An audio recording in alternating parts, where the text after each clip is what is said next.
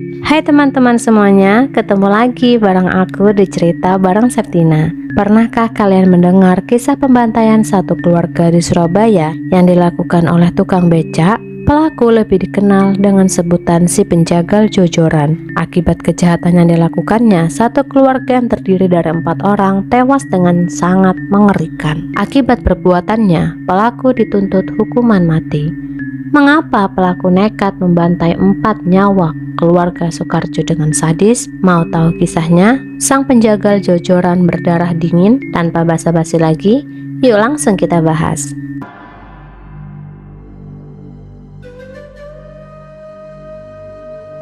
Sugi adalah remaja berusia 19 tahun bekerja sebagai tukang becak. Sehari-harinya, Sugi bekerja untuk memenuhi kehidupannya. Sugi berasal dari Lumajang, merantau ke Surabaya untuk bekerja. Sugi bukanlah berasal dari keluarga yang kaya. Sugi adalah berasal dari keluarga yang sangat sederhana, hidup di desa kelahirannya, di Dusun Kebonsari, Lumajang, Jawa Timur. Karena itulah, untuk merubah nasibnya, Sugi mencari rezeki dan memenuhi kehidupannya dengan merantau ke Surabaya. Sebenarnya, Sugi dari kecil tidaklah mendapatkan kasih sayang dari ibu dan ayahnya. Orang tuanya bercerai sedari kecil. Sugi memilih ikut tinggal bersama kakek dan juga kakaknya. Kisah mengerikan ini bermula dari beca yang diparkirkan Sugi tiba-tiba menghilang, dicuri orang. Beca itu adalah beca sewaan yang biasa dipakai mencari nafkah oleh Sugi setiap hari. Karena beca itu menghilang, majikannya mewajibkan Sugi untuk membayar ganti rugi kehilangan beca itu sebesar 200.000. 200.000 di tahun 1995 adalah nominal yang sangat banyak. Sugi harus memenuhinya dalam waktu 1 minggu. Jika Sugi tidak mengembalikan uang dari beca yang hilang, Sugi akan dilaporkan ke polisi. Karena takut dan juga bingung, Sugi tidak tahu harus mencari di mana untuk menggantikan uang sewaan beca yang hilang dengan nominal yang sangat banyak. Mau pinjam orang tua atau teman itu sama sekali tidak mungkin. Akhirnya Sugi memutuskan mencuri sepeda motor milik keluarga Soekarjo. Antara Sugi dan keluarga Soekarjo sebenarnya tidak ada masalah. Sugi hanya teringat karena memang kerap kali mangkal di sekitaran Jojoran. Ia teringat keluarga Soekarjo adalah orang yang kaya dan memiliki sepeda motor. Memang di tahun 1995 sepeda motor termasuk barang yang mahal, dan karena itulah Sugi berniat untuk mencuri motor milik Soekarjo. Sebelum melakukan aksinya, Sugi mengawasi rumah Soekarjo terlebih dahulu. Sugi mengawasi ke arah kanan dan juga kiri, berharap aksinya tersebut tidak diketahui oleh orang lain. Rencananya pun dilaksanakan. Sugi kemudian datang ke rumah Soekarjo. Saat itu rumah dalam keadaan sepi dan hanya ada anaknya yang bernama Danang Priyo Utomo. Saat ditanya oleh Danang, Sugi berdalih disuruh ibunya untuk mengecat tembok rumah. Tak curiga, Danang kemudian mempersilahkan Sugi. Segera Sugi berpura-pura mengambil kuas dan rol untuk mengecat. Bukannya mengecat rumah Soekarjo, Sugi malah menghantam Danang dengan sebilah kayu hingga tewas. Mengetahui Danang yang sudah tewas, Sugi menjadi gelisah. Ia kemudian berusaha untuk kabur. Tapi saat itu di luar rumah sedang banyak orang. Lalu Sugi mengurungkan niatnya untuk kabur dan memutuskan tetap di dalam rumah. Tak lama datanglah Eko Sucahyo, anak Soekarjo lainnya. Lalu tiba-tiba saja Sugi menghantam kepala Eko Sucahyo dengan kayu hingga Eko mengeluarkan noda merah yang sangat banyak dari kepalanya. Lalu Sugi menghabisi Hariningsih, istri Soekarjo, dengan cara yang sama seperti Sugi menghabisi kedua anak Soekarjo. Dan yang terakhir, Sugi menghantam Soekarjo di bagian kepalanya. Saat itu Soekarjo tersimpuh ke lantai dan tak sadarkan diri. Mereka bernasib sama, dibantai Sugi dengan kayu saat memasuki rumah. Pada saat itu keadaan dalam rumah Soekarjo dalam keadaan yang sangat mengerikan. Noda merah bercucuran di mana-mana. Satu keluarga Soekarjo yang tak tahu apa-apa dibantai dengan sangat mengerikan di bagian kepala hingga mengeluarkan noda merah bercucuran yang sangat banyak. Entah firasat apa yang dimiliki oleh keluarga Soekarjo. Nasib malang itu seakan-akan menimpa keluarganya. Dalam waktu setengah hari, Sugi telah menghabisi 4 nyawa orang dewasa di keluarga Soekarjo. Sugi yang bingung kemudian membuat lubang di kamar mandi. Waktu membuat lubang itu, Sugi sempat keluar dan ngopi di warung yang berada di depan rumah Soekarjo. Usai ngopi, Sugi kemudian masuk lagi ke dalam rumah Soekarjo. Namun karena tak kunjung selesai, Sugi akhirnya memutuskan untuk pulang ke kosnya. Keesokan harinya, Sugi melanjutkan menggali lubang. 4 mayat keluarga Soekarjo satu persatu dimasukkan ke dalam lubang galiannya, kemudian dikubur begitu saja dalam satu lubang yang sama. Semua itu dilakukan Sugi dengan tenang. Bahkan setelah menguburkan mayat, ia sempat nongkrong di sebuah warung yang terletak di dekat rumah keluarga Soekarjo. Setelah itu, Sugi masih sempat menyempatkan dirinya untuk menonton televisi dengan santai di ruang tamu rumah Soekarjo. Dan setelah menjelang malam hari, ia kemudian kabur dengan membawa sepeda motor Suzuki dan uang 228.000. Dengan tenang, Sugi kemudian mengganti beca yang hilang ke Abdul Halik.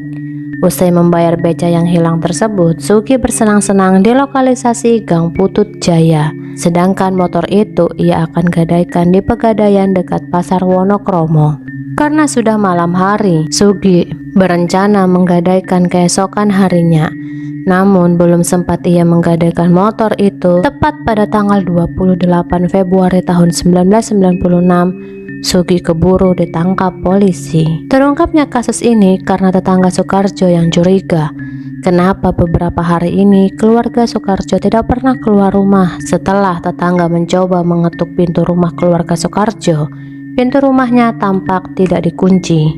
Setelah masuk ke dalam rumah Soekarjo, tetangganya pun dibuat kebingungan. Karena rumah Soekarjo sangat gelap gulita, tidak ada penerangan satupun di rumah Soekarjo. Namun para tetangga berusaha mencari keluarga Soekarjo, karena kalau keluarga Soekarjo pergi keluar kota seharusnya rumahnya dikunci dan lampu dinyalakan. Tapi saat itu rumahnya dalam keadaan tidak terkunci dan lampu mati. Warga lalu berusaha menyalakan lampu rumah Soekarjo. Para warga dibuat kaget dan juga teriak histeris karena setelah menyalakan rumah Soekarjo, mereka melihat banyak sekali noda-noda merah berceceran di mana-mana, di tembok, di lantai, di kursi. Tetapi mereka tetap tidak menemukan di mana keluarga Soekarjo berada. Salah satu warga menemukan galian lubang di kamar mandi. Karena penemuan-penemuan aneh inilah akhirnya warga melaporkan kepada polisi. Warga melaporkan bahwa di dalam rumah Soekarjo ada bercak-bercak noda merah dan juga galian yang menurut mereka itu sangatlah janggal. Setelah polisi menerima laporan dari warga, polisi lalu cepat bergegas ke rumah Soekarjo untuk menyelidiki apa yang terjadi di rumah tersebut. Setelah polisi memeriksa keadaan rumah Soekarjo atas laporan dari warga dan menggali lubang yang ada di kamar mandi milik Soekarjo, polisi dan warga dibuat terkejut karena mereka menemukan jasad satu keluarga Soekarjo di dalam lubang tersebut. Entah siapa orang yang tega melakukan hal itu kepada keluarga Soekarjo. Menurut keterangan warga, keluarga Soekarjo adalah orang yang baik dan ramah. Polisi lalu memeriksa tempat kejadian perkara secara menyeluruh dan memeriksa sidik jari pelaku serta barang apa saja yang hilang dari rumah Soekarjo.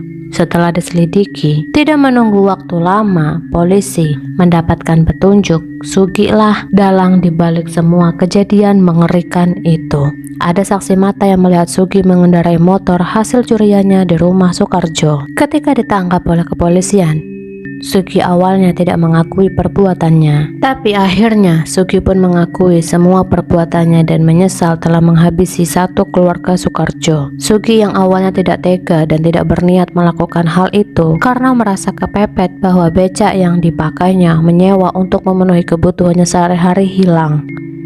Dan satu-satunya cara untuk mengembalikan uang becak tersebut adalah dengan cara mencuri. Awalnya Sugi hanya ingin mencuri dan tidak berniat untuk membunuh. Tetapi keadaan pada waktu itu membuatnya terpaksa harus melakukan itu. Akibat perbuatan sadisnya, Jaksa Perwanto menuntut Sugi dengan hukuman mati.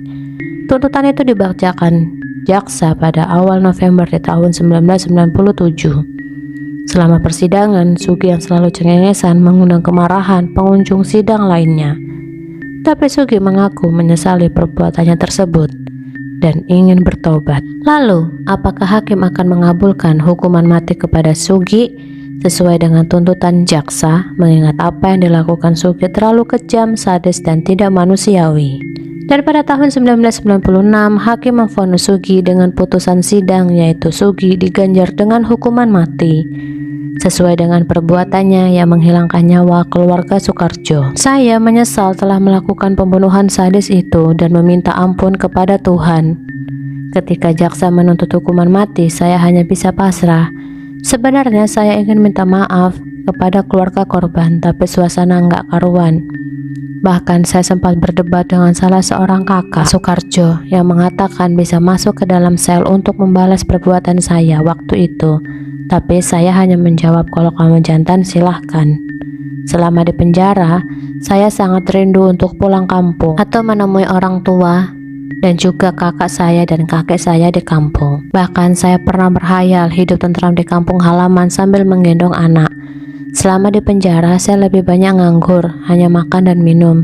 Sesekali menulis karena memang saya hobi menulis, kata Sugi waktu diwawancarai. Di tengah penyesalannya ini, Sugi hanya bisa pasrah dan harapan terakhirnya diberi kesempatan untuk bertobat, dan masih berharap Sugi masih diberi kebebasan suatu hari nanti, dan dia ingin menghabiskan sisa hidupnya di kampung halamannya. Tapi sayangnya, pada tahun 2019, Sugi yang saat itu mendekam di lapas Porong Sidoarjo disebut mengalami gangguan jiwa, sehingga jaksa tidak bisa memberikan hak-haknya sebelum dilakukan eksekusi mati. Yang bersangkutan Sugi diajak bicara tidak merespon. Karena mengalami gangguan jiwa tersebut, Sugi akhirnya dirawat di rumah sakit jiwa dan tidak jadi dieksekusi mati.